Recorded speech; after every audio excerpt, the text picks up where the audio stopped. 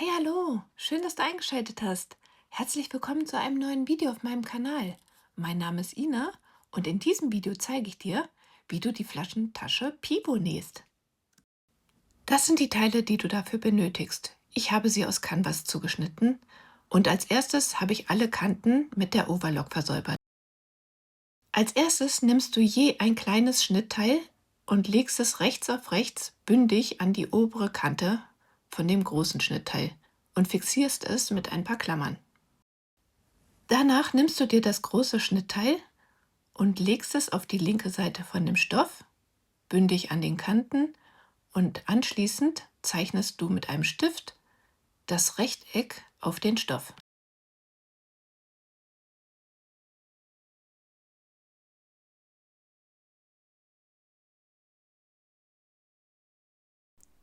Jetzt nähst du genau auf der Linie einmal um das Rechteck herum. Beginne an einer der langen Seiten und verriegle die Naht. Am Ende etwas über die Naht hinwegnähen und verriegeln.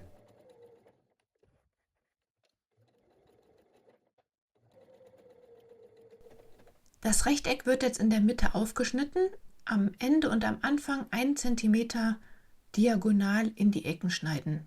Das heißt also 1 cm vor dem Ende stoppen und diagonal schneiden, wie man das hier in dem Bild sieht.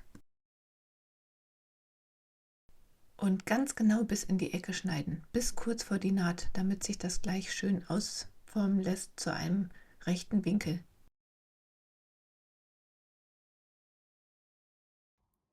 Am kurzen Teil die untere Kante 1 cm links auf links bügeln.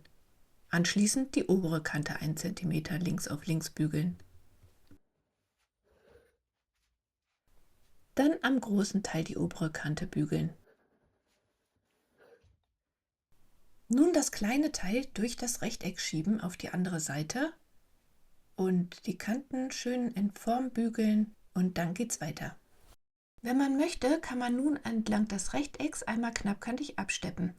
Ich mache das aber nicht, mir gefällt das optisch besser so. Dann nähe ich mein Label schon mal auf. Dann kommen die seitlichen Kanten von dem kurzen Stück rechts auf rechts aufeinander. Dafür werden die Nahtzugaben nochmal so nach oben gelegt.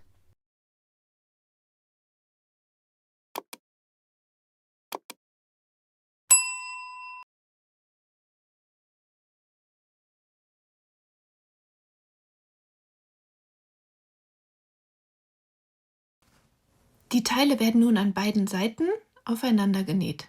Die Nahtzugabe ist 1 cm.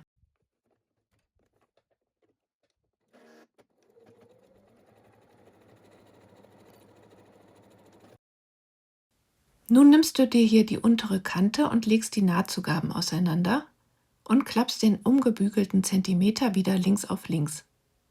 Fixierst das mit einer Klammer. Anschließend wird das aufeinander genäht.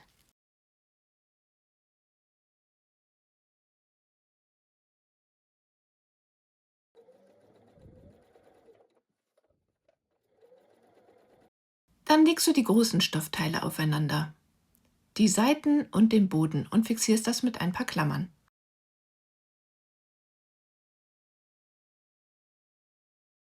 Auch hier legst du die umgebügelte Nahtzugabe wieder nach oben rechts auf rechts.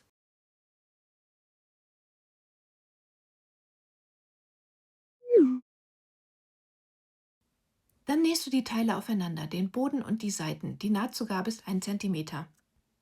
Beginne hier unten am Boden bei den Seiten und nähe nach oben.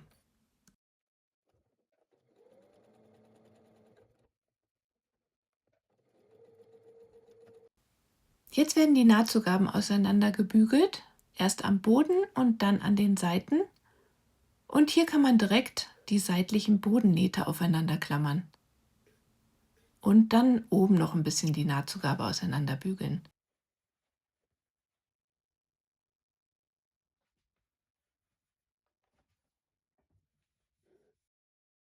Seitlichen Bodennähte nähen, die Nahtzugabe ist 1 cm. Anschließend die Nahtzugabe versäubern. Nun die Tasche auf rechts wenden und die umgebügelten oberen Kanten aufeinander klammern. Da stecke ich als erstes die Seitennähte aufeinander und dann die restliche Kante.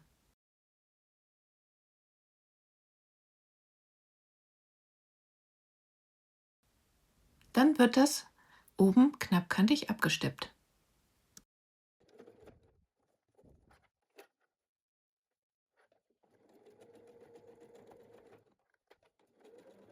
Und dann ist die Tasche fertig.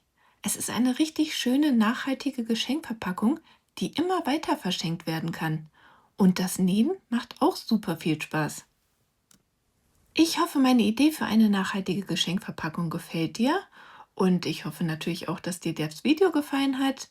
Freue mich sehr, wenn du mir einen Daumen hoch da lässt und schreib mir auch gerne einen Kommentar. Die lese ich auch immer super gerne. Und falls du meinen Kanal noch nicht abonniert hast, dann mach es doch vielleicht heute, um kein Video mehr zu verpassen. Das Abonnieren ist natürlich kostenlos.